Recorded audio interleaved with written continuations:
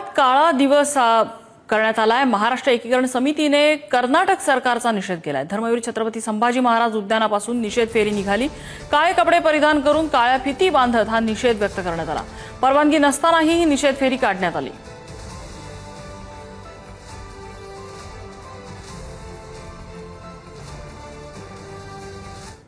आणि बेळगावामध्ये काळ्या दिनाच्या फेरीला गालबोट लावण्याचा प्रयत्न झाला। कन्नड संघटनांनी हा प्रयत्न केल्याचं समोर येत आहे।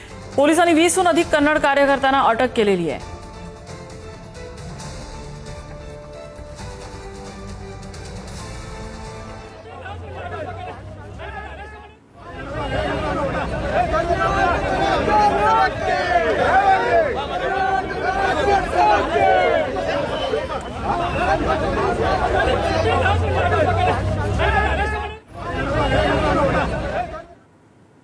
बेळगावात महाराष्ट्र परिवहन महामंडळाची एसटी रोखण्यात आली। अथनी इथे कर्नाटक रक्षण वेदिकेच्या कार्यकर्त्यांनी महाराष्ट्राची एसटी रोखली।